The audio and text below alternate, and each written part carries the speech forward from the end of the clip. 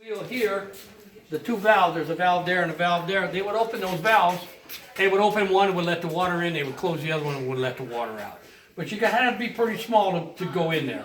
These two 4-inch lines right here ran all the way up to the water tank, the 400-gallon tank.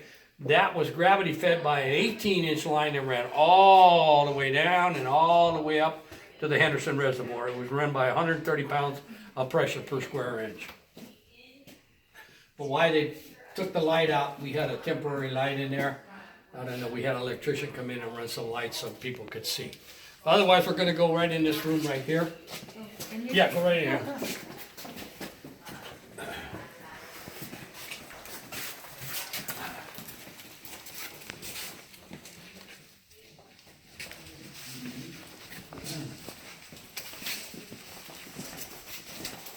This was kind of like a threefold room. This was a shower room where the boys would come in if they were clean out of the pool. They would come in, use the shower off. They had lockers in here. They would give them a towel to dry off, give them their clothes, and then they were sent on their merry way. Once the pool was shut down, the superintendent, one of the superintendents said he was tired of sending an officer clear across the grounds to go get one kid. So he established a communication center in here where everything was wired on an intercom system, okay? As you can see, this is a big room. It was a classroom. Every Sunday, it was a church.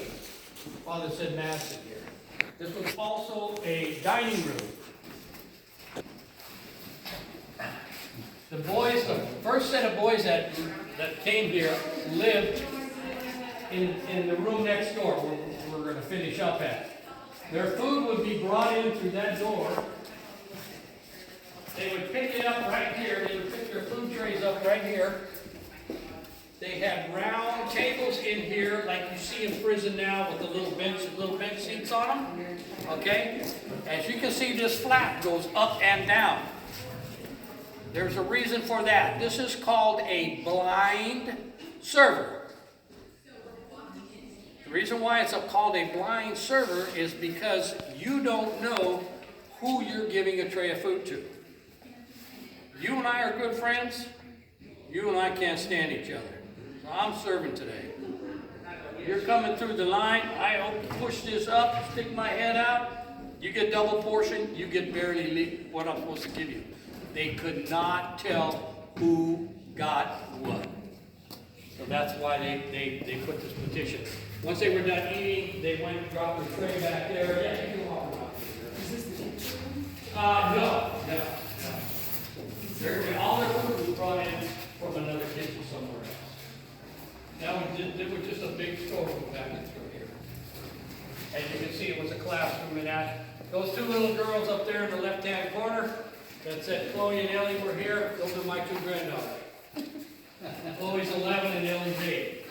Every year the third grade class of Ione comes and we do a tour with them. Chloe's a fifth grader now, and 2 years ago she came. Well, when Ellie found out that Chloe put her name on the blackboard, Ellie had to come down. Ellie's only in the second grade. Well, they cleaned the blackboard off and I told them, so I had to bring them both back up and they had to put their name back up.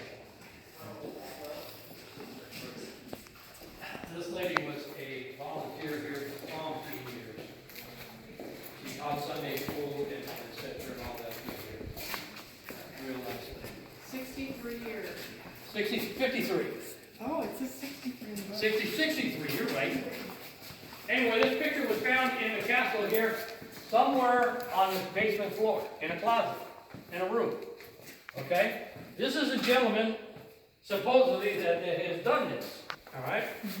It's all laminated. The real dark black is ink. Here. The red is ink. Ink. Ink, ink, ink. The rest of the painting is chalk. I had a professor from Sac State come in a couple years ago. He pulled out some kind of glass out of his pocket.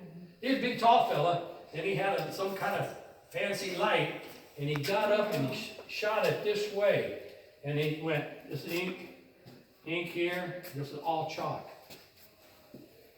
Okay, it kind of tells a story. Everybody knows the devil made you do it, right? It says planting, seeds, harvesting, and justice.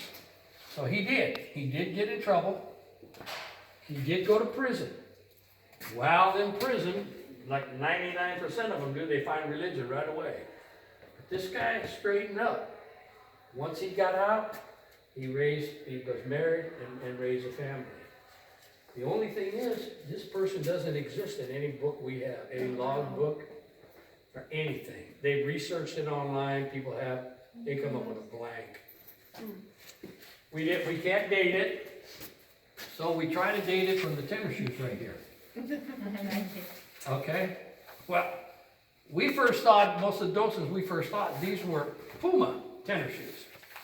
Puma was popular in the 1950s. Converse was my era in 1960. Well, I did a private tour for 12 correctional officers from Folsom 2 years ago. When I said Puma, they shut me up right away. They said these are called Nike Swishers. Well, Nike didn't get popular until 1970. Yeah. Right? Castle closed in 1960. Figure that one out. Where did it come from? We don't know. We don't know. But anyway, they said it was found here. That's why they put it down here. It's pretty cool. It's pretty cool. But we'd really like to know when it was, what's the date on it. Now the room I'm going to take you in now is where every kid that came here wanted to get to, because this is where they went home at.